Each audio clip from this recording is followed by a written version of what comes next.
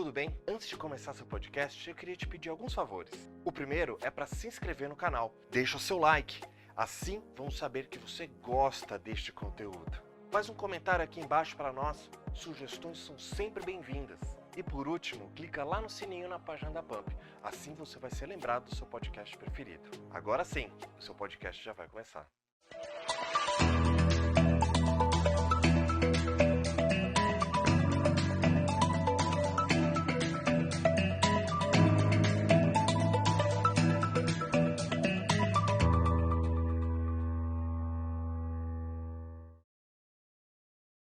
Olá, estamos chegando em ritmo de Copa do Mundo com mais uma edição do programa Revista Empresários Entrevista. De norte a sul, de leste a oeste, levando muita informação sem fake news. Agradecendo a todos vocês da América Latina, de norte a sul do Brasil também, essa web audiência que vocês estão dando, Europa também. Muito obrigado pela web audiência. Acho que o programa, né, está trazendo realmente pessoas que vêm com muito conteúdo, trazendo informação com muito conteúdo. Tudo bem com o senhor? Tudo bem com a senhora? Você jovem, tudo bem? Como está? E aí? Vai dar Brasil? Será que deu Brasil? Vai dar?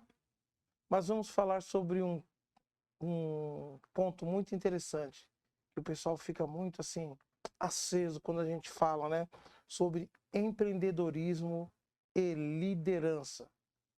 O que tem a ver empreendedorismo, liderança? Você pode ser um empreendedor, pode ser líder.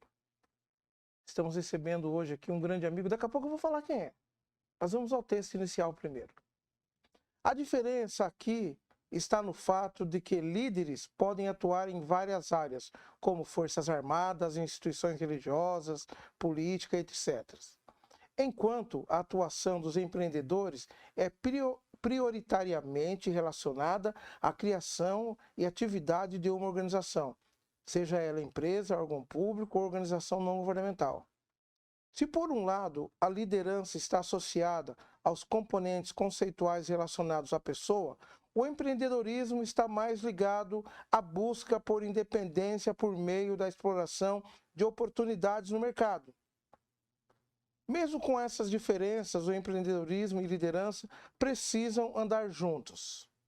Para falar sobre esse assunto e muito mais, estamos recebendo hoje no programa Revista Empresários Entrevista um grande amigo que eu tenho, Paulo Queija, que ele é diretor regional da BRH, Regional Baixada Santista, administrador de empresas, pós-graduado em comércio exterior, extensão em gestão de RH, com ênfase em psicologia organizacional, Master e Training em PNL, Coach pela International Coach Community, analista comportamental DISC, diretor da MQS Consultoria e Treinamento Empresarial, e tem muito mais coisa no currículo dele, tá? Mas vamos ficando por aqui. Paulo, seja bem-vindo ao programa, tudo bem? Tudo já é um prazer estar com você aqui, Jamir. A gente que já se conhece faz um tempinho, né? Isso. Desde a revista Empresários, quando ela era física, depois digital. Faz um pouco de tempo isso. Faz um pouquinho de tempo, sim. Eu tive com você também, a sua equipe na BRH. Na BRH, fui fazer a nossa assessoria lá de imprensa. Isso, temos grandes amigos em comuns também, né? Falando em amigos, Teunis Marinho, um grande abraço para vocês. Antes dos bastidores aqui, estávamos comentando sobre você, sobre o Guilherme também. Esse trabalho fenomenal, né? Que podemos dizer assim, que a BRH faz, né? Que é muito importante. E aí eu vou até aproveitar, quando você fala também um abraço ao Tênis e ao Guilherme Cavalieri. Quando a gente fala de liderança, às vezes a gente separa a questão da liderança como algo isolado, né? Liderança, qualquer um pode exercer liderança em qualquer ambiente, podendo considerar não só a questão empresarial, mas você pode ser líder do seu bairro, da sua família, de uma equipe de esportiva, né? Então, a liderança não é necessariamente uma função que você recebe, mas uma posição que você conquista normalmente. Porque às vezes a gente tem chefes que não são líderes. Mas esse exemplo do cumprimentar os nossos amigos que foram presidentes da BRH São Paulo aqui, é uma coisa interessante, porque a exemplo do Teunis, além de líder, ele foi um empreendedor dentro de uma entidade como associação. né? O Guilherme também. Então, às vezes, o pessoal entende assim, mas como é que é a relação de um para o outro, né? A pessoa pode ser empreendedora e não ser líder. Isso é fato, viu, Jamir? Uma coisa pode acontecer, mas não a outra. Então eu posso ter um negócio, porque líder lidera pessoas, cara. Essa é a diferença grande, viu? Certo. A liderança é por pessoas. Empreendedorismo é de negócio, Sim. por exemplo, né? E aí você lê um trecho aí falando sobre líder pode ser de vários aspectos, empreendedor não necessariamente. Isso está se ampliando hoje. Para ser empreendedor, você tem o chamado empreendedor social, por exemplo. Nós temos aí, lembrando da ONG Frutos do Amanhã, que você conhece bem, Sim, que a gente sim. apoiou. A Heloísa, que hoje não está mais com a gente, foi quem fundou a instituição há uns 11 anos atrás, se não me engano. Ela foi empreendedora social. E falando nisso, da nossa saudosa Heloísa, né? Eu lembro da primeira vez que eu fui visitar a ONG Frutos do Amanhã, numa casinha de alvenaria simples de tudo, né? E ela comentou, falou, ai, Jamir, eu quero um dia estar num espaço maior, né? Que eu não posso deixar de auxiliar essas crianças, porque se eu deixar elas hoje, o que serão delas no futuro, né? E eu lembro, você falou dela, eu lembrei dessa palavra dela. E hoje quem está à frente da entidade é a Bianca, e o irmão dela, né, o presidente e vice. Que são os filhos que colocaram, né, se podiam ter desistido. Sim, sim, estão levando à frente o legado que a mãe deles deixaram. Né? A gente fala assim, a gente até se emociona, porque foi uma grande mulher, uma pessoa assim, Um exemplo, um né? exemplo. Maravilhoso. Ela tirava da boca dela para dar para as crianças que participavam dos cursos, das oficinas, das mães, os conselhos que que ela passava para as mães também, é muito interessante, né? Acho que vamos falar assim, está fazendo falta, muita falta, né? Mas o legado que ela deixou, os dois filhos estão levando à frente. Isso aí, isso aí. E aí, aproveitando a questão do empreendedorismo social, eu fiz vários trabalhos pelo Sebrae no interior de São Paulo, a exemplo, né, da gente capacitar o pessoal em liderança e com o conceito de empreendedorismo, porque o Sebrae lida com empreendedorismo. Sim, sim. Então a gente tinha um projeto chamado... Existe um prêmio chamado Mário Covas de Prefeito Empreendedor. Sim. Esse prêmio era dado para prefeituras que tinham projetos que se destacavam como empreendedores, né? Dentro de uma estrutura que gerava recursos, gerava coisas para a própria região. E eles escolhiam alguns cursos do Sebrae. Normalmente eles escolhiam o IDEAL, que era o Ideal Políticas Públicas. E aí um grupo de colegas íamos nessas cidades e fazíamos um treinamento. Esse treinamento durava aí 10 semanas alternadas aí. E a gente trabalhava a criação de um projeto com o grupo. Esse grupo, ele era um grupo de pessoas que envolviam políticos da região, líderes de entidades associativas, líderes de entidades filantrópicas, né? E o grande lance que a gente passava para esse pessoal é que os projetos que eles tinham que desenvolver ali dentro eram projetos que fossem geradores de renda, não necessariamente de emprego, dessem impacto na região e fossem autossustentáveis. Isso é um projeto de empreendedor. E é muito bom, né? Eu imagino você assim, dando esse treinamento, aquela coisa do olho no olho, e a pessoa sabendo, né, que ela pode sair da zona de conforto, pode se capacitar, pode olhar para frente e falar assim, Sim. Eu consigo. Sim. E quando você lida com líder, nesse caso eram líderes de instituições de alguma forma, né, porque eles eram escolhidos dentro do grupo lá na prefeitura, porque tinham um destaque, eles poderiam fazer a diferença. Alguns empresários também participavam, porque participavam no Rotary também, né, que é um grande fomentador de projetos. Uhum. E aí quando você pega pessoas que têm uma liderança num grupo e podem ter o papel de empreendedor, olha que legal. O empreendedor, nesse caso, ele mobiliza recursos para a geração de resultados.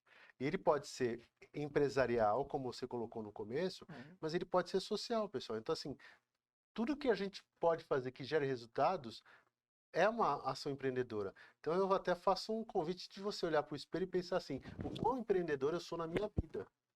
O quão eu faço as coisas acontecerem pensando em resultados. E resultado é aquilo que eu quero. É óbvio que a gente se fala na questão mercadológica, a gente fala de resultado financeiro. Sim, e às vezes a pessoa é um empreendedor e não se deu conta. A gente vê muitos exemplos desses, né, Paulo? Exatamente. Meu tio, que hoje está com 80 anos, desde o colégio ele vendia balas e doces até para os professores. Ele contou uma vez assim que o professor, imagina, ele tem 80 anos hoje, imagina que época a gente está falando, ele tinha menos de 10 anos de idade. E ele lá na aula, ele tinha uns pacotinhos que ele vendia no recreio, no intervalo, e aí o professor falou assim, Carlos Policarpo é o nome dele. Aí ele parou assim, você tá com os seus doces aí? Aí ele parou, né, para levar uma bronca, né? Estou, professor. Então, separa 3 balas, 2 chocolates para mim e tal, que eu vou pagar para você no final. No meio da aula isso, entendeu? Olha só. Isso naquela época, se ele tá com 80 anos, imagina a época que a gente está falando. Era muito diferente. E ele sempre teve esse espírito de ir para frente, de se colocar, de gerar uma renda para ele.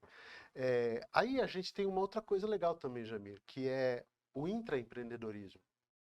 Então, quando você fala do empreendedor, que é aquele que vai para o mercado, nós temos o intraempreendedor, que é aquele que é o funcionário. Eu não quero ter um negócio, mas eu tenho espírito empreendedor e contribuo com a empresa. Sim. Seja uma empresa privada, pública, ou que tenha cunho filantrópico Sim. ou de resultado, não importa. Eu faço as coisas acontecerem. Normalmente esse pessoal é líder de projeto. Então você põe quem tem visão, quem é líder, pega esse pessoal, coloca num projeto para conduzir pessoas com foco em resultados. Então lembrem, isso é uma coisa importante. Quando a gente fala de comportamento empreendedor, entre vários que existem, a gente tem que ter a visão de resultado que eu quero. Se eu não foco em resultado específico, não é uma questão empreendedora. Tá? Esse é um ponto bem interessante a se colocar, porque é o que eu quero, né? Quais são os objetivos que eu tenho nesse contexto. E você falando em empreendedorismo social, há uma crescente muito na área do terceiro setor, né, do empreendedorismo social. E muitas empresas estão se abrindo para apoiar esses projetos, né, onde o empreendedor social leva o projeto até a empresa e a empresa ela pega, apoia, né? Porque há os dois lados, né? Também daquela parte da visibilidade, da responsabilidade social das empresas em estarem apoiando aqueles projetos sérios do terceiro setor, que é muito interessante, né, Paulo? A gente tem hoje desde 2015, se não me engano, surgiu aquela ideia do ESG, que é o E, S e o G, né? É uma sigla em inglês. Environment, Social e Governance, né? Que é meio ambiente, a parte social e governança corporativa.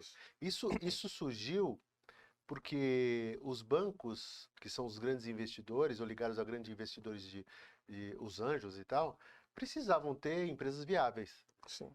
E uma das coisas que se considera como pilar no processo de viabilidade é ter foco no social, e esse social está dentro da governança da própria empresa. Sim. Não é só o meio ambiente na questão natureza, é o meio ambiente no qual eu faço parte. Sim, sim. Comunidade social. E aí entra isso que você falou. Isso já estava acontecendo. Agora, os grandes investidores vão investir mais em empresas que tenham esse pensamento. Isso. E aí o que acontece? As empresas reservam capital, fomentam junto aos funcionários um comportamento para que eles contribuam de forma voluntária também. Isso.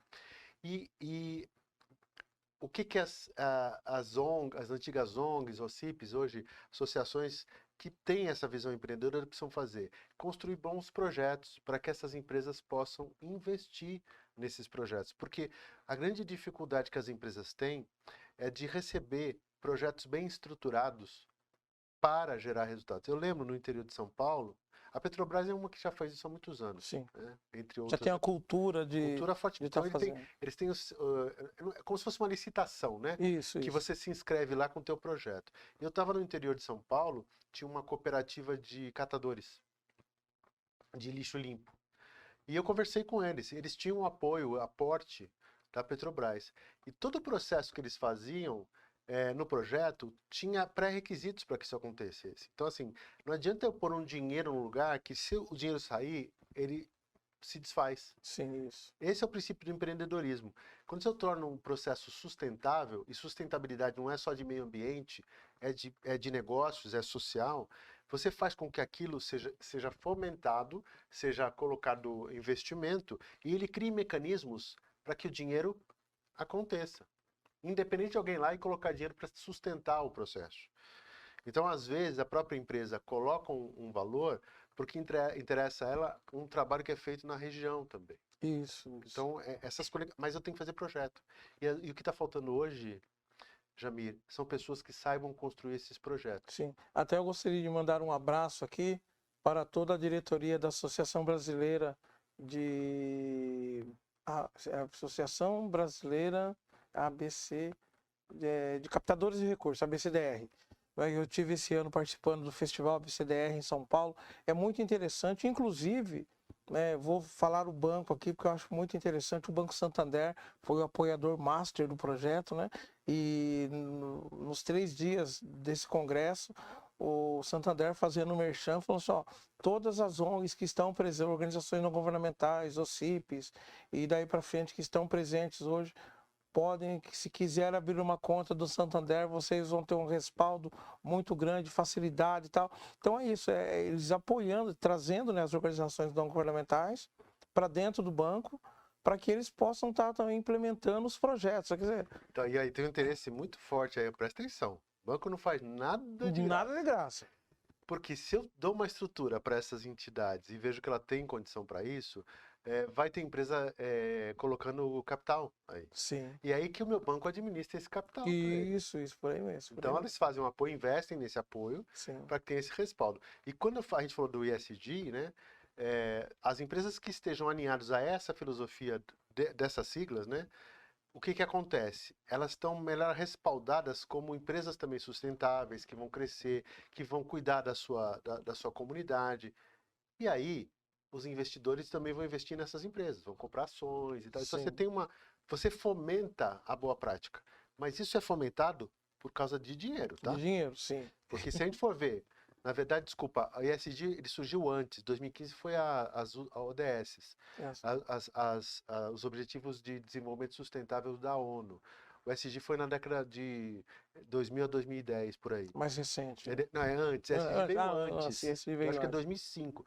Pessoal, depois vocês vão lá, eu não me lembro de cabeça aqui, mas... Vai no Google. Vai no Google. Foi antes das ODS, foi bem interessante, porque a questão de sustentabilidade, aqueles 3 itens já estavam acontecendo. As ODS, são as 21, elas foram criadas numa questão muito mais ampla, porque o grupo percebeu o seguinte, essas diretrizes, elas precisam levar em consideração que a humanidade tem que se estruturar. Sim. Ela vai acabar, se não organizar essa bagunça. Então eles criaram todas as diretrizes de erradicação da pobreza, de sustentabilidade como um todo. Então tem vários itens lá que vocês podem ver. E alguns desses do ESG estão alinhados às ODS. Porque é a parte que as empresas precisam contribuir. Sim. Okay? Então aí sim você tem esse ponto. Mas vou voltar a falar. O ESG surgiu por uma questão financeira. É mais ou menos assim. Quando a gente entrou na década de 90... aqui no Brasil, quando houve abertura de mercado para importação de produtos, a gente que é novo lembra disso, né? Sim. Foi a época que o Collor assumiu. Isso, a abertura dos carros. Isso, que chamavam de carroças, os nossos carros e tal. Isso. Aí eles abriram importação e vieram carroças de fora. Porque Foi. também eram carroças. Isso. A Lada, por exemplo, era um carro Nossa, horrível. a Lada. A Lada. Quem teve um Lada era uma alegria na compra e era uma festa quando conseguia vender um Lada, né? Porque era muito ruim o carro. Ou casava com ele e não tinha divórcio, né? Não tinha separação. Então, o que aconteceu? Naquele momento, veio para o Brasil a ideia da questão da ISO 9000, falando assim, olha, para você vender para fora do país, para quem exporta, se não tiver o nível de qualidade que é exigido dentro dos parâmetros das normas de qualidade... A parte do compliance também, né? O compliance foi depois. Não, foi depois, né? Compliance nem se falava nessa época. O que aconteceu? O pessoal não acreditou muito no Brasil que isso ia acontecer. Então abriu o mercado para vir produto de fora. Aí eu tinha que exportar. Para exportar, como é que eu ia fazer isso? Eu tinha que ter certificação. Aí se eu não fizer, não vou fazer. Começaram a não conseguir exportar. Então o mercado abriu. O que eu falando da ESG é assim, quem não acredita nisso e quer crescer, não vai crescer. Porque se não tiver dentro dessa estrutura, as empresas, a comunidade não vai querer investir. Se falava lá atrás, começo de 2000, que só iam vender as empresas que fossem, como é que é? Amigas da natureza, lembra disso? Sim, amiga da natureza, amiga da criança, a parte do meio ambiente também. Meio ambiente. Porque lá fora, nos Estados Unidos, o pessoal já tinha consciência até para saber se não tinha trabalho escravo, não sei o quê. Sim. E a gente falava assim, Mas é a cultura, né, mas Paulo? aqui não ia chegar, não, isso não chega. Chegou. E aquela coisa da cultura, né? A gente percebe assim que muitas empresas no Brasil, eu falo isso com toda certeza, falam, eu vou vou apoiar um projeto social. Mas não é só você apoiar um projeto social, você tem que estar lá dentro, trazer esse projeto social para dentro da empresa, fazer com que os seus colaboradores, né, exerçam a função de voluntários naquele projeto social. É muito mais amplo essa parte da responsabilidade social do que você brincar de faz de conta. Porque isso, e é importante isso que você falou, Jamir, isso aumenta o engajamento. Você fala, mas o que isso tem relação com o tema que a gente está falando? A liderança. Sim. Quando a liderança faz um trabalho dentro das suas equipes, dos grupos, e aí pode ser, a gente está falando de liderança empresarial, Sim. das empresas que têm o poder do capital na mão. E a gente ajuda a fazer com que as pessoas entendam como é que ela pode participar da comunidade de forma ativa, na questão social, né? O engajamento desse colaborador, a satisfação de estar trabalhando nessa empresa aumenta. Não por você forçar a barra, mas porque você conscientiza o papel dele como cidadão. Está agregando valor, né? Ele fica feliz. Se sente... A Bruna Lombardi tem a comunidade da felicidade dela. Sim. E ela falou uma frase no CONAR que eu achei sensacional. Ser voluntário, ajudar o outro, é o ato mais egoísta que existe. Porque você fica melhor do que quem você ajuda. Sim. Falando nisso, vamos para um breve intervalo comercial. Vamos voltar a esse assunto que muito me interessa. Acho que interessa também aos web telespectadores que estão acompanhando o programa Revista Empresários Entrevista hoje. E lembrando, você pode mandar as suas perguntas para nós aqui. 13 98811 3113 é o nosso canal de comunicação entre a produção e você que está do outro lado aí. Vamos para um breve intervalo comercial e vamos voltar a esse assunto que eu disse que muito me interessa, que é essa parte da responsabilidade social, que tem tudo a ver com liderança, a parte do voluntariado, que tem tudo a ver com liderança também. Você vai, como eu disse, trouxe o Paulo Queijo aqui para falar sobre esse assunto e muito mais. Voltamos já já.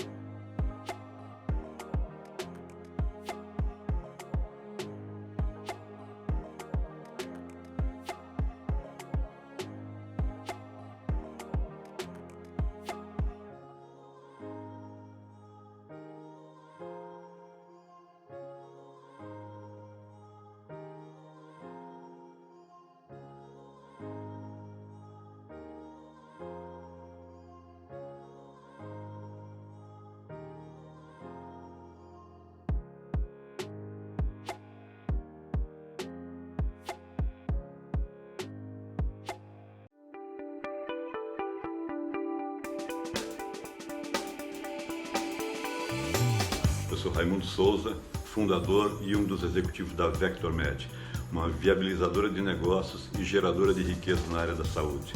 Nós atuamos em 3 eixos competitivos: consultoria estratégica, aceleração de negócios e mentoria qualificada. Ao longo dos últimos 25 anos, nós temos presenciado a capacidade extraordinária que as pessoas têm de produzir riquezas e gerar resultados cada vez melhores para os seus negócios. E para isso se utilizam de uma metodologia vencedora e apoio e orientação de mentores altamente qualificados. Isso é o que nós fazemos ao longo desse tempo, atuando no Brasil, fora do Brasil, em organizações grandes, médias e pequenas. Se você desejar nos conhecer mais, acesse vectormed.com.br. Nós teremos imenso prazer em interagir com você.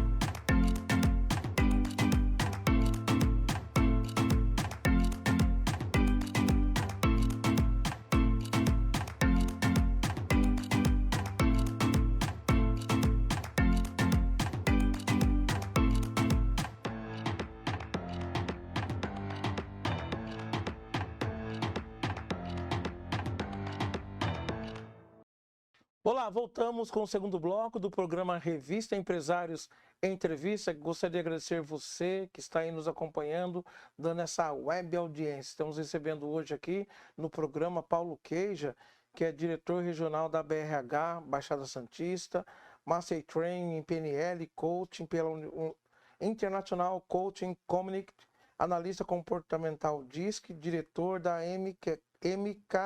MQS, consultoria e treinamento empresarial. Estamos falando sobre liderança e empreendedorismo. E falando sobre esse assunto, Paulo, que antes de nós voltarmos àquele bate-papo que nós estávamos tendo no primeiro bloco, eu queria perguntar para você, liderança é uma habilidade inata? A pessoa já nasce para ser líder ou ela vai aprendendo com o passar dos anos? Então, essa é uma pergunta interessante porque, assim, eu não conheço, e aí vou falar, não sei, não vi até agora, algum estudo que demonstre essa condição genética, né? Pode ser que já tenha alguma coisa nesse sentido, então eu desconheço, então não se considera a liderança uma coisa nata, ou inata, né? E sim desenvolvida. Pode ser que a gente tenha algumas predisposições de comportamento, que envolve uma questão de bagagem nossa, que pode vir do DNA, junto com a questão de relação social, que é a nossa construção, né? Do que a gente começou dentro do ambiente familiar, de tudo que a gente fez, da comunidade que a gente participou, isso pode ter sido desenvolvido no processo. Isso é uma visão que eu tenho em relação à liderança. Tem gente que tem características fortes de liderança e acaba não usando, porque o querer é individual, né? Mas é uma responsabilidade, porque se você tem características de liderança e não usa, né, é um salto que é meio negativo aí no processo, né? Mas isso se constrói sim. E a construção de aspectos de liderança, com o tempo, características acabam sendo um pouquinho transformadas. Não é transformadas, como é que eu posso dizer? Alguns pontos ficam sendo mais necessários em alguns momentos na história. Então, hoje, você tem características que são mais importantes do que eram antigamente, ou nem citadas como importantes, né, no passado, porque não se sabia isso. É como a gente fala, tem profissão que daqui a 2 anos vai existir que a gente nem sabe que vai existir. Sim. Então, se vai surgir uma profissão diferente, uma necessidade diferente, alguma coisa a liderança vai ter que ter de diferente nesse processo. Que é diferente do que se requisita, não do que a pessoa não tem. Já tem. Mas, por exemplo, antigamente se tinha uma questão do chefe muito presente. Então você tinha que ser alguém que tivesse pulso firme, mandasse nas pessoas e direcionasse o trabalho. Isso era uma característica da década de 60, 70, era muito forte isso. Isso começou a mudar, porque as características das pessoas mudaram. Se a gente falar de realidade mundial, uma coisa, a realidade do Brasil, outra. O latino-americano tem uma característica e o brasileiro tem outra. Eu nasci na época da ditadura. Então, eu nasci em 70 especificamente, no auge da ditadura. Quando eu cresci, a questão social que existia, e algumas pessoas aqui se identificam, tinham comportamentos no qual manda quem Eu ia fazer essa pergunta para você. Manda quem pode, ou manda quem tem juízo? Essa expressão, eu cresci ouvindo ela, não porque meus pais falavam, porque todo mundo falava, você tem que obedecer. Isso. Por quê? Isso é uma questão cultural. Hoje, se você pega os mais novos, hoje, as novas gerações, eles vão perguntar muito o porquê. Mas o porquê, a criança pequena faz isso. Sim. Mas hoje os jovens de idades acima de 15, 16, 17 anos, até 20 e poucos anos, eles questionam isso. E aí os mais velhos que não têm paciência é porque tem que ser assim. E a resposta não é mais essa. Então a liderança não é por imposição. E aí eu vou dizer uma coisa importante. Não é que o líder não precise em algum momento ser mais diretivo, né? Por quê? Porque eu estou ensinando algo para alguém. Enquanto eu estou ensinando algo para alguém, às vezes eu preciso ensinar uma técnica. Então eu pergunto menos para a pessoa e ensino mais. Okay? Porque eu preciso que a pessoa entenda como funciona. A partir desse processo eu tenho uma evolução nesse preparo desse profissional, onde ele participa mais. Antigamente não. É assim que faz. E se for diferente, ninguém te perguntou, é para você fazer. É para fazer e pronto. É aquela coisa assim, eu estou com a razão, eu tenho experiência e eu sei. Me obedeça. Era assim que não questione. Não questione. O que acontece numa realidade de hoje? Hoje se fala de ambientes inovativos. Ambiente de inovação, ele precisa, a inovação ela precisa de ambiente propício para isso. Então, Então, por exemplo, eu treinei muitos agentes locais de inovação do Sebrae, né, pelo Brasil. E eram muitas pessoas novas, né, de idade, recém-formados. E aí eu entrava na gestão inovadora. Depois eles entraram em inovação específica, né? E era antes da inovação específica porque a gente falava do ambiente. Então eu falo assim, o que adianta você falar de inovação num ambiente que nem o básico se faz? Então a condição básica de gestão e de ambiente do funcionário, do colaborador estar lá, ela é tão ruim que para inovar, é claro que a gente já tem inova em situações por exemplo, a pandemia fez com que nós inovássemos em muita coisa. E muito, muito, muito. Mas você não precisa. Isso é um momento de estresse. Na pandemia, o nível de estresse das pessoas estava muito alto. Eu não preciso ficar colocando as pessoas sob situação de estresse constante para que ela inove. Senão, acontece que isso é neurológico. Eu vou jogar adrenalina o tempo todo, vai ter um momento que o corpo não vai aguentar e você cai. Então, as pessoas que ficaram muito tempo nesse processo estão em processo de depressão. Porque eu não consigo manter isso por muito tempo. A gente conversava assim com o pessoal, na área de RH mesmo, né? Pessoal, vocês estão trabalhando em casa? Tamo, então. Ok. Vamos conversar sobre alguns aspectos para a gente falar um pouquinho sobre algo para vocês. Não dá. Por quê? Ah, mas é 9 horas da noite, vamos conversar? Não dá, eu estou trabalhando às 9 horas. Então ele começava às 7, 9 horas da noite ele estava trabalhando em casa. Estava em casa, né? Tá em casa, vou fazer um pouco mais para eu ter tempo para amanhã. Não, fazer um pouco mais porque tinha que fazer. A área de RH trabalhou muito nesse momento, porque a demanda foi muito grande.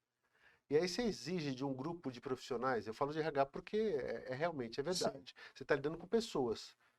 E quem lida com as pessoas dentro da empresa é a partir de recursos humanos. E muitas ficaram doentes? Muitos ficaram doentes. E aí, doentes. E como que faz? Qual que é a responsabilidade da empresa nisso? Putz, tem tempo? Tem, claro. Amigo. Porque assim, a responsabilidade é grande.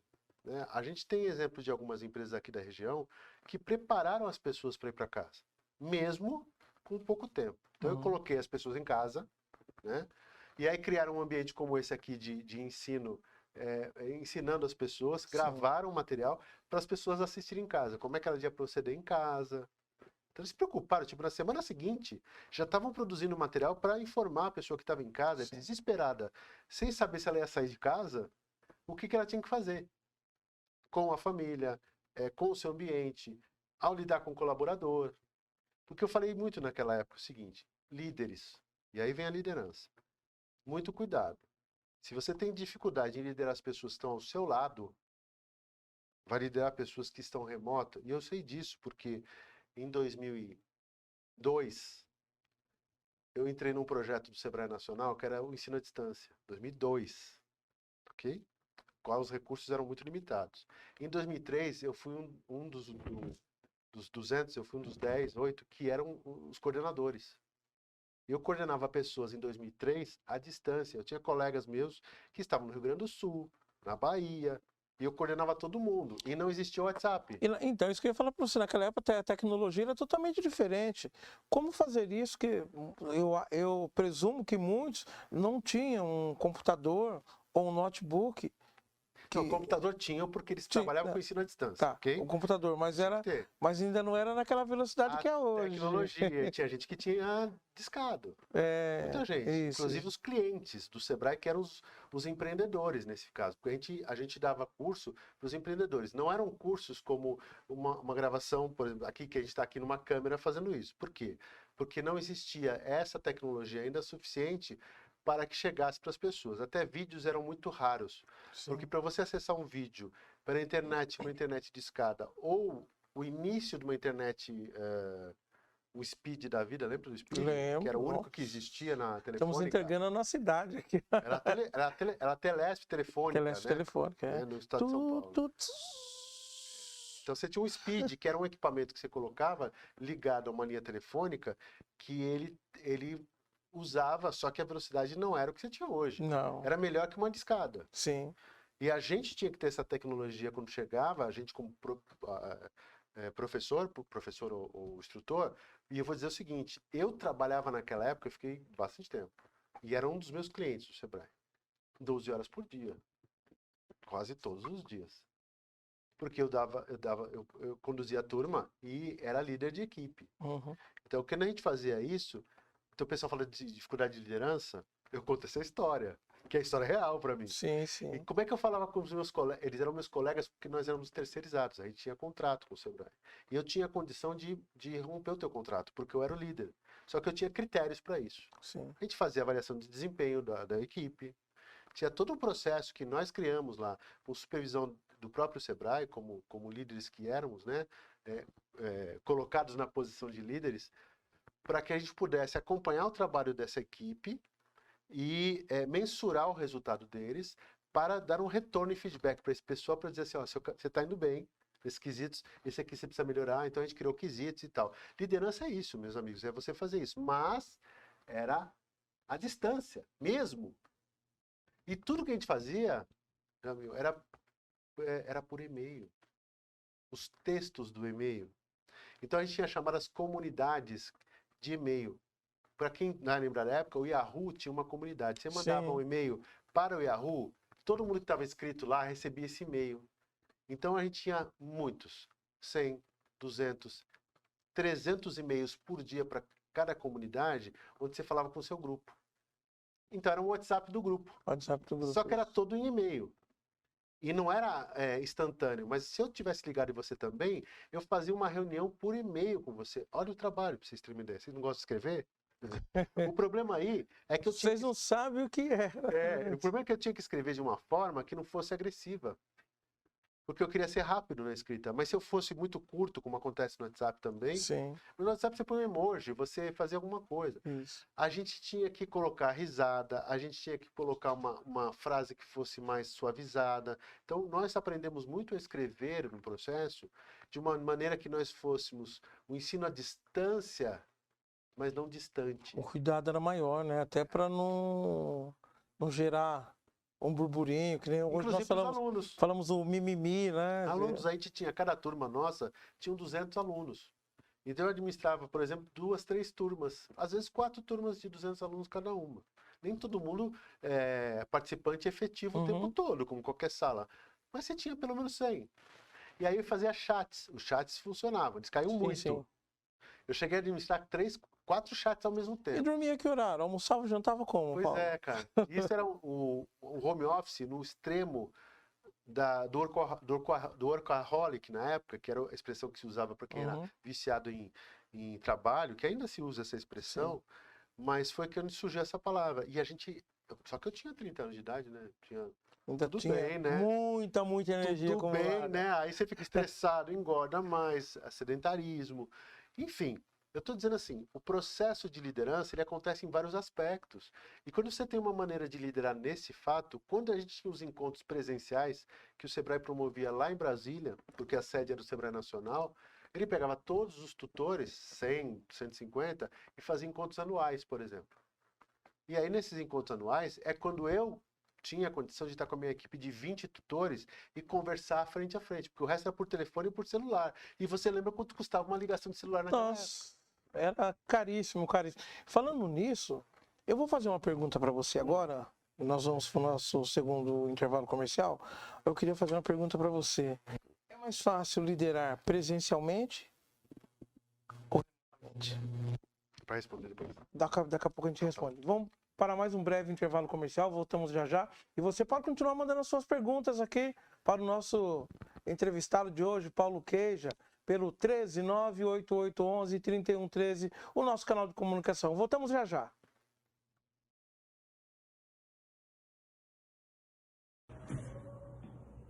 Olá, meu nome é Lorena Gigli, eu sou médica do trabalho e sócia da Conami. A Conami é uma empresa de medicina ocupacional que há 35 anos vem contribuindo com as empresas na redução da taxa de absenteísmo, aumento da produtividade, diminuição das doenças ocupacionais e custos associados como multas, acidentes e encargos trabalhistas. Apresentamos soluções personalizadas para a sua empresa. Levamos inovação e possuímos uma assessoria completa em medicina ocupacional, laboratórios de análises clínicas, diagnóstico por imagem e outros serviços complementares. Entre em contato conosco e veja o que mais podemos fazer para ajudar a saúde dos seus colaboradores. Você sabe o que é a LGPD e por que sua clínica precisa se adequar à Lei Geral de Proteção de Dados? Pois é. Clínicas médicas da área da saúde em geral possuem tratamentos de dados pessoais sensíveis dos seus pacientes. Isso é a lei que determina. Você precisa se adequar para evitar multas altíssimas, de 2% do seu faturamento até 50 milhões de reais, multas diárias que podem impactar no financeiro da sua empresa. Para evitar isso, nós fazemos toda uma adequação à legislação para evitar todo esse transtorno que você pode ter com fiscalizações e com indenizações até de danos morais quando houver um vazamento de dados na sua empresa para os seus pacientes. Então, dessa forma, a adequação não é uma opção, e sim uma obrigação. Eu sou Flávia de Castro, advogada há mais de 20 anos, e estou aqui na Plena Gestão Saúde, juntamente com um time de profissionais da área financeira, RH, de seguros, para dar à sua clínica a estabilidade que você necessita. Voltamos para mais um bloco, o terceiro bloco do programa Revista Empresários Entrevista. Agradecendo você de norte a sul, de leste a oeste, que está mandando as suas perguntas aqui para o Paulo Queijo, aqui mandando sugestão de pauta também. É isso aí, o programa Revista Empresários Entrevista é feito por você e para você. Você manda sugestão, nós vamos atrás. Vamos correr atrás aí, buscar uma pessoa que vem aqui para realmente estar solucionando, passando informações que vão solucionar as suas dúvidas e compartilhando também, porque as entrevistas que nós realizamos aqui, né, o que é debatido, o que é conversado aqui pode ajudar você no mercado de trabalho, ajudar você na sua equipe também.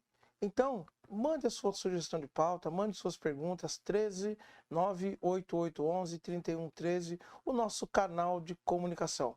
Voltando agora ao Paulo Queijo, aquela perguntinha que eu te fiz. É mais fácil liderar, ser um líder na presença ou na ausência? Na ausência não, no remoto, você tá No falando? remoto, no remoto. Porque na ausência, né? É. Se eu fosse falar daquela época que a gente contou, não tenha dúvida que o presencial era melhor, Sim. ok? Hoje, com a tecnologia, não há problema nenhum de você fazer remoto. Até porque tem empresas pequenas, não é o meu caso hoje, por exemplo, eu tenho um colaborador que está em home office esses dias. Há pouco tempo estava em home office e a gente faz. Então, como ela não precisa estar na empresa para fazer algumas coisas, nem sempre eu estou, meus sócios estão, a gente faz esse processo com ela, usando o WhatsApp, usando o Zoom, usando o Teams, o que for. Uhum. Então, com a tecnologia que a gente tem hoje, tanto faz, Jamil. Tanto faz. Agora, tem um tipo de atividade que não dá para fazer à distância, essa é a diferença, né? Então, não vejo problema. Tem algumas coisas no presencial que são mais fáceis de fazer. Então, às vezes, a gente precisa demonstrar algumas coisas. A dificuldade, às vezes, é no perfil do próprio colaborador ou nosso. Uhum. Por exemplo, da gente ter a sinestesia como ponto principal no nosso comportamento. Então, se eu gosto de estar próximo e tal, eu posso ter um pouco mais de dificuldade de estar numa tela, né, e falar com você. Mas, eu digo uma outra coisa. Esse momento que nós tivemos de pandemia, as telas nos aproximaram mais do que alguns momentos que não estávamos presentes. Nós tivemos líderes e colegas que falaram mais usando esse recurso do que falavam quando estavam no mesmo lugar, dentro da mesma empresa. Então isso aconteceu muito. Então tem gente que se aproximou mais usando a tecnologia. Okay? Isso é muito fato. Então, e outra, você também se aproximou de pessoas que estavam longe, Sim. que você não tinha acesso hoje. Então, eu tenho amigos que têm funcionários que estão em Florianópolis, que estão no interior de São Paulo, e trabalham normalmente. Alguns não vieram até hoje aqui, estão mais de quase um ano, não vieram para cá. Alguns vêm uma vez por mês para integrar. A dificuldade aí, Jamil, é assim, a questão da cultura. As grandes empresas hoje estão com esse dilema de trazer de volta as pessoas para a empresa, porque uma grande dificuldade que a gente tem é de questão da cultura organizacional, que é uma responsabilidade da liderança. Objetivos da empresa, estratégias de mercado, e lembrar como é que eu faço com que as pessoas sejam integradas entre elas com esses objetivos, a missão, a visão. E para que eu possa nutrir isso, as pessoas precisam conviver. E a dificuldade nessa hora é a falta de convivência do grupo como grupo, não do indivíduo, porque a tecnologia, você fala com o indivíduo. Sim. Mas quando eu estou com uma rodinha, aleatoriamente chego para você e converso com você, eu tenho mais interatividade É natural. porque o latino, o brasileiro, vamos colocar aqui o brasileiro, É. tem aquela coisa de abraçar, de chegar, oi, Também. tudo bem? E na pandemia as pessoas sentiram muito isso, né? Porque como E a você gente disse, falando aqui, e eu tocando você aqui, na hora porque isso é necessário para mim, pode não ser para você, sim, mas eu falando, encostando em você, a questão da comunicação não é só aquilo que a gente fala, não é só o que a gente olha, é um contexto da comunicação. Então, se eu falo para você que eu estou feliz da vida aqui, a meu rosto vai dizer que não. sim, claro. Então, isso é incoerência. Quando eu me comunico com o outro e falo assim, eu gosto de me estar próximo das pessoas e eu me aproximo a você, eu demonstro fisicamente a minha intenção. E ela é mais verdadeira. Sim. Quando eu estou distante na questão de uso de tecnologia, a gente ainda não tem a tecnologia viável do uso do 3D, do óculos, que te faz com que a pessoa fique mais próxima Aquela parte da visualmente. olfativa também, né? Que vai ser possível fazer no futuro, Isso. talvez não muito longínquo, isso pode ajudar no processo. É aqueles que ainda hoje você vê nos filmes que são até mais antigos, em que as pessoas estão conversando e aí aparece alguém no meio da reunião que parece que ela está ali. Sim. Né? Isso já está viável, já existe Sim, essa já tecnologia. existe, já existe. Só não é fácil não é barato ainda para a gente Isso, ter ia aqui. falar para você. Então vamos não. dizer assim, se a gente tivesse um terceiro entrevistado que não estaria na tela lá com a gente, ele poderia estar materializado com a imagem dele Com a aqui do imagem lado, dele. sentado, e de repente as pessoas que lá não veriam a diferença, Sim, nem saberiam que ele está dessa forma, né? Então é isso que o recurso da TV está usando, a Globo está utilizando Sim, isso sim. muito, com as pessoas em pé com aquela imagem, e você acha que ela está ali, na verdade ela está numa tela e o profissional está presente naquele ambiente. na Copa mesmo, né? A gente tá vendo na Copa, aparece o jogador lá tal, ele se teletransportou. Então, isso é uma maneira, mas é uma maneira que eu estou enxergando na tela. Uma coisa está com você. É aquela coisa da jornada nas estrelas, né? Que ele se teletransportava. Pra você ter uma ideia, naquela época, né? Já estavam pensando nisso aí, hoje já se torna uma realidade, né? Se tornou uma realidade, que há a possibilidade, não do teletransporte, mas de, entre aspas, o teletransporte, de você a pessoa tá a quilômetros e quilômetros de distância, participando de uma reunião aqui do lado, sentado aqui numa poltrona do lado, como se estivesse presencialmente. Sim, até mesmo as telas, né? Que eram usadas para comunicação, que não eram viáveis naquela época, década de 60. Sim. Jornal das Estrelas era da década de 60. E aí eles falavam da tela de comunicação. Mas a gente está falando do Roddenberry, né? O Roddenberry era um visionário, Sim. que era o produtor. Era muito doido aquele cara, mas ele era. Eu sou fã da Jornal das Estrelas. A visão de futuro dele era muito interessante. Então, como ele entendia o futuro. O grande lance lá, né? Você tinha um russo, um japonês e uma negra dentro de uma equipe Que eram líderes. que estavam lá e tinham momentos de líder. Apesar de eles eram subordinados Subordinados a um branco, ao né? Kirk. A uma pessoa branca, que era ainda a realidade no momento, nós estávamos no meio da Guerra Fria e tinha um russo que fazia parte da equipe. Você tinha ainda, a gente chama, tinha uma pessoa preta, Uhum. e você fala assim, mulher. Mulher, então. Ó, essas caras que eu tô fazendo, meus amigos, eu tô falando de década de 60. Por isso que eu falo, a coisa de surpresa é que pra gente que assistia, que eu era mais novo, eu era novo, porque década de 60, eu nasci em 70. Eu vi, eu era pequeno ainda, novinho. Aquilo se tornou natural pra mim. Isso foi importante pra minha formação. Porque esse cara, ele trouxe uma realidade e virou uma série famosíssima, porque ela ficou 2, 3 anos, não ficou mais do que isso. Depois ela se transformou em filmes e criaram fãs no mundo inteiro, trazendo uma coisa de vanguarda. Uma visão de inter-relação entre as pessoas, independente de cor, de gênero.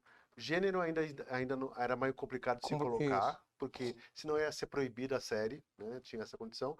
Mas colocar de raças diferentes, vamos considerar que isso era colocado, era muito inovador.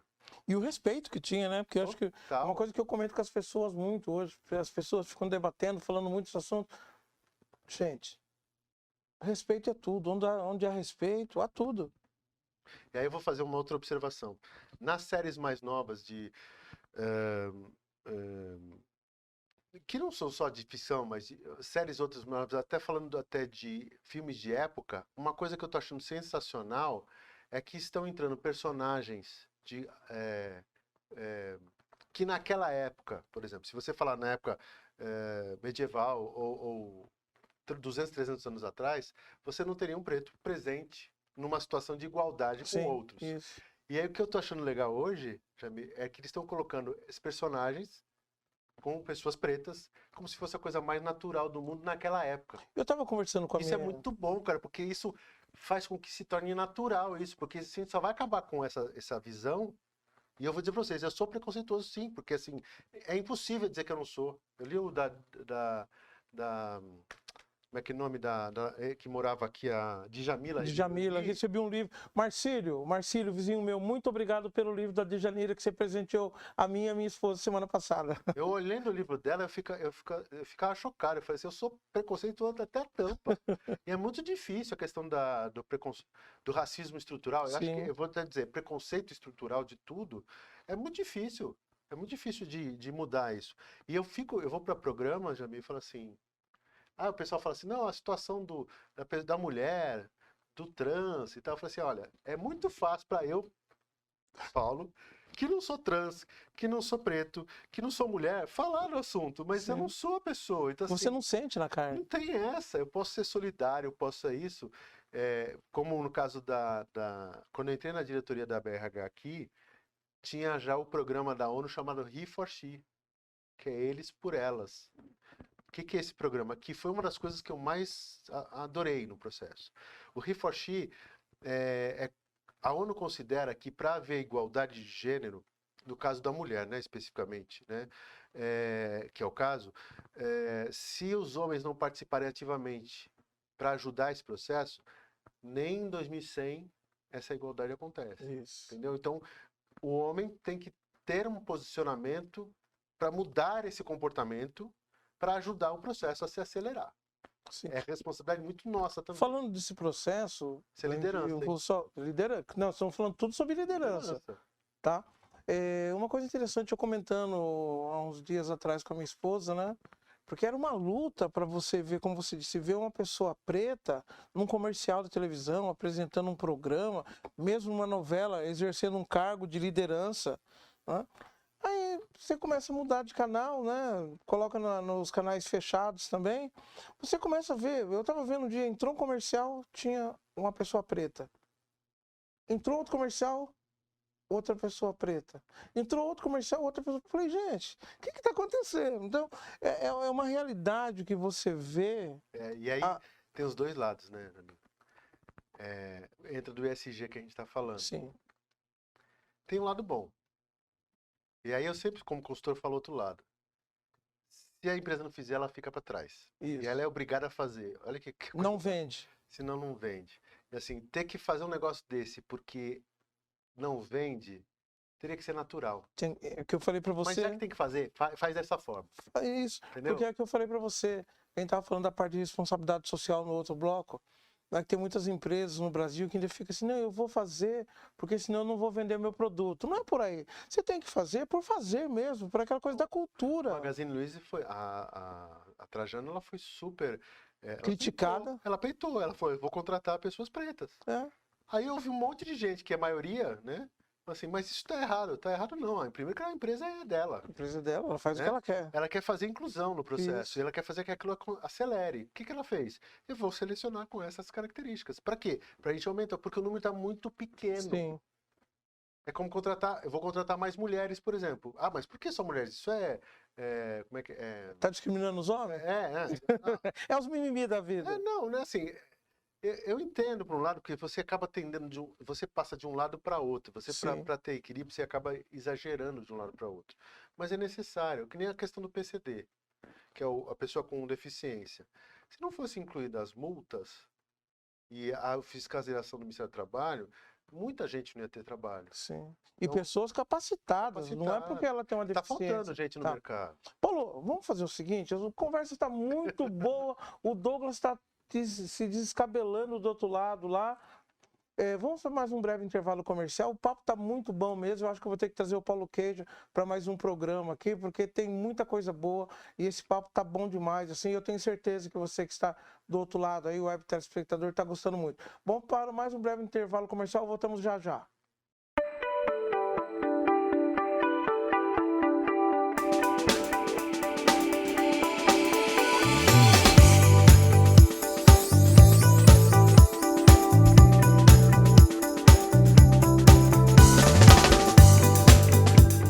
que a gente tinha era ter um espaço assim, humanizado, um espaço que o paciente chegasse e tivesse o conforto como se ele estivesse na casa dele.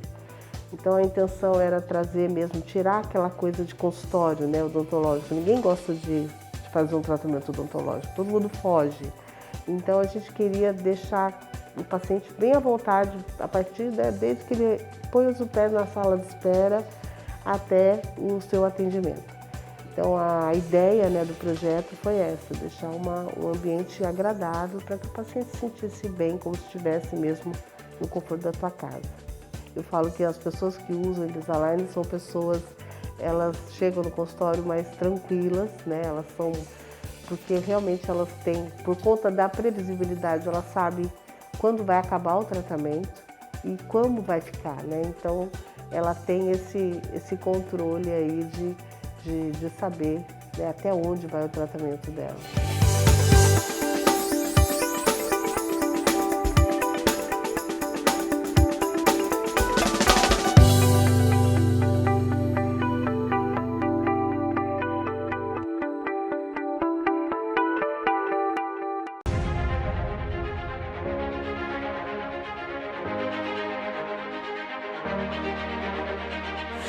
A revista Empresários, no formato digital, está presente em mais de 30 países, destacando o que há de mais importante no mundo empresarial.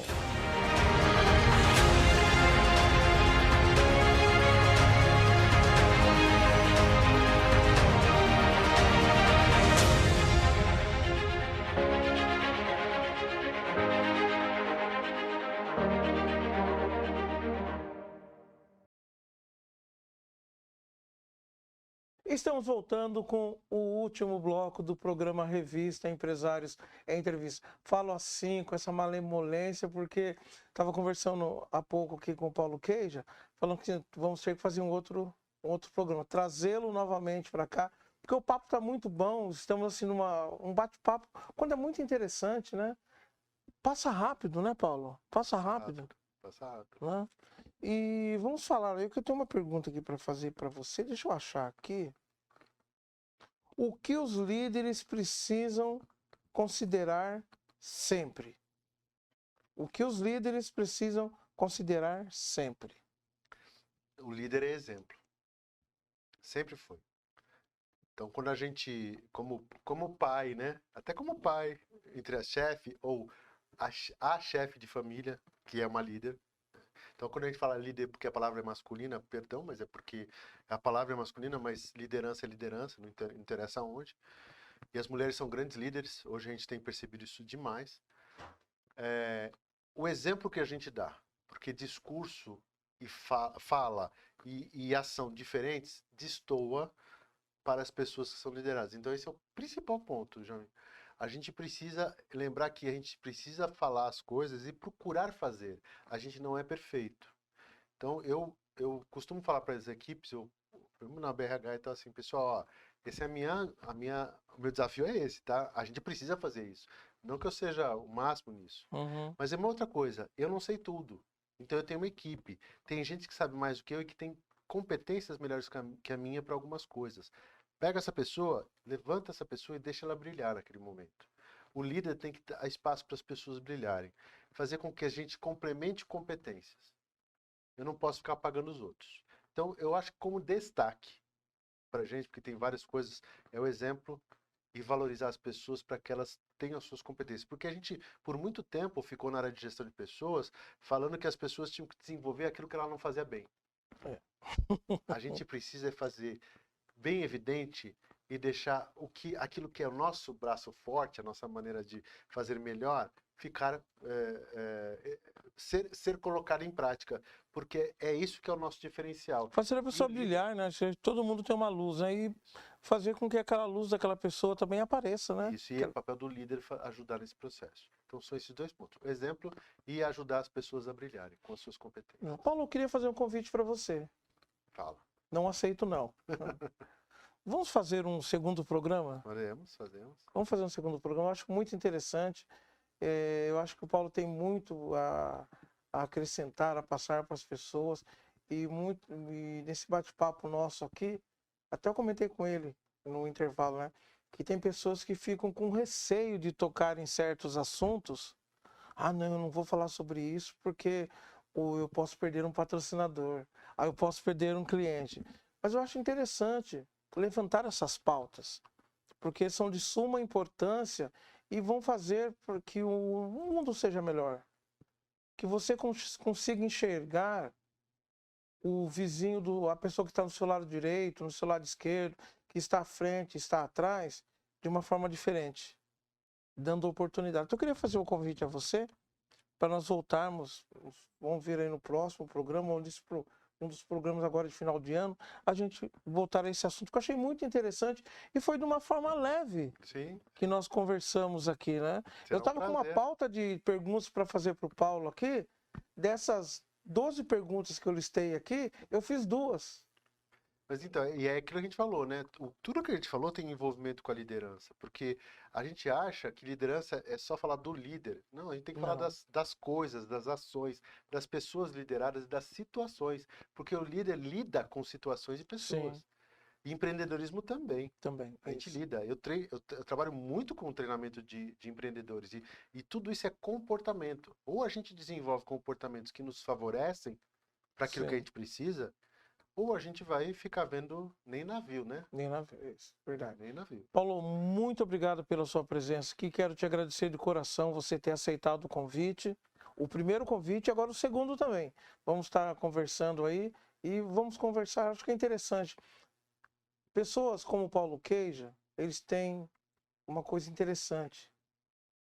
Transformar as pessoas para que o mundo que nós estamos seja um mundo cada vez melhor. Muito obrigado a você que nos deu essa web audiência hoje no programa Revista Empresários Entrevista. Paulo Queija, esqueci de perguntar, como faz para te encontrar? Alguns lugares. Primeiro, depois dessa finalização toda, ficou até encapulado aqui. Obrigado pelos elogios, meu amigo. Você pode entrar Instagram, Facebook ou LinkedIn, Paulo Queija. Aí você me acha lá, por exemplo. Pode entrar no site da empresa, www.mqs.com.br, ou vai lá para a associação, né? A BRHSP, Baixada Santista também, pelas redes sociais. Estamos disponíveis em todos esses canais. Foi um prazer, meu amigo. Prazer todo meu, Paulo. Muito obrigado mesmo. Chegamos ao final de mais um programa Revista Empresários Entrevista. Muito obrigado a você de norte a sul, de leste a oeste, que acompanhou esse programa, deu uma web audiência. Até a próxima semana. Tchau!